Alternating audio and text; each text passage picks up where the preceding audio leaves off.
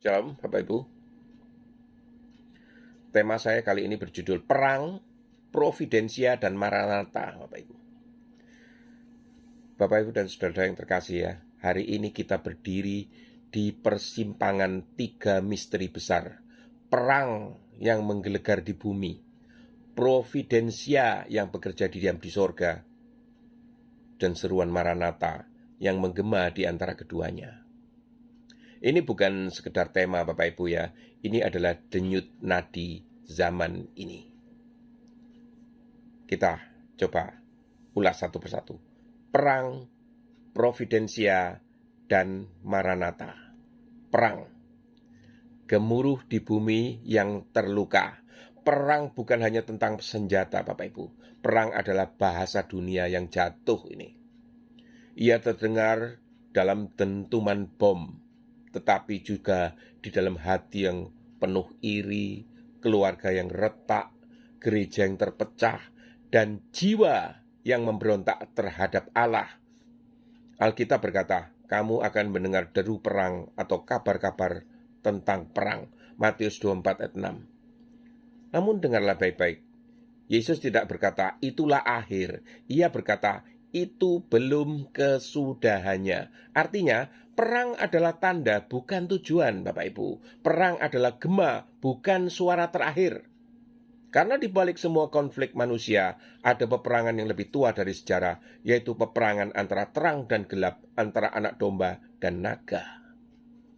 Dan kita tidak netral. Kita berdiri di medan itu, entah sebagai saksi terang atau sebagai bayangan yang larut di dalam gelap.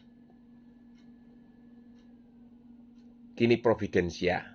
Apa itu? Tangan tidak terlihat yang menenun segalanya. Jika perang adalah kekacauan yang terlihat, maka providensia adalah ketertiban yang tersembunyi. Providensia adalah ketika Allah berkata, aku tetap berdaulat, bahkan ketika dunia tampak lepas kendali. Yusuf dijual oleh saudara-saudaranya. Itu perang di dalam keluarga, Bapak Ibu. Tetapi di baliknya ada providensia yang berbisik begini, Bapak Ibu. Memang kamu telah mereka-rekakan yang jahat terhadap aku, tetapi Allah telah mereka-rekakannya untuk kebaikan. Kejadian 50 ayat 20. Salib adalah puncak dari paradoks ini. Di sana manusia melakukan kejahatan terbesar, tetapi Allah sedang mengerjakan keselamatan yang terbesar juga. Perang manusia menyalibkan Kristus, providensia Allah membangkitkan kita, membangkitkan dia juga. Oh saudara, tidak ada satupun air mata yang sia-sia. Tidak ada satupun tragedi yang lepas dari tenunan ilahi. Allah tidak panik, ia tidak tergesa-gesa, ia tidak pernah kehilangan kendali, Bapak Ibu. Ia menulis sejarah bukan dengan tinta, tetapi dengan kedaulatannya. Yang terakhir, Maranatha. Teriakan gereja di tengah kegelapan. Di tengah perang, di bawah providensia, muncullah satu kata yang seperti api di dalam jiwa orang percaya. Maranatha, artinya Tuhan kami datanglah. Ini bukan sekedar doa, Bapak Ibu. Ini adalah jeritan kerinduan. Ini adalah pengakuan iman. Ini adalah protes terhadap dunia yang rusak, Bapak Ibu. Ketika dunia berkata semuanya akan baik-baik saja, gereja berkata tidak. Kami menantikan sesuatu yang lebih besar. Ketika dunia membangun kerajaan sementara, gereja menantikan kerajaan yang kekal, Bapak Ibu. Maranatha adalah suara dari orang yang telah berperang, dari orang yang percaya providensia Allah, dari orang yang tahu bahwa sejarah punya akhir dan akhirnya ada Kristus. Sekarang pertemuan tiga misteri ini. Perang, providensia, dan Maranatha. Perang berkata, dunia ini rusak. Providensia berkata, aku sedang bekerja.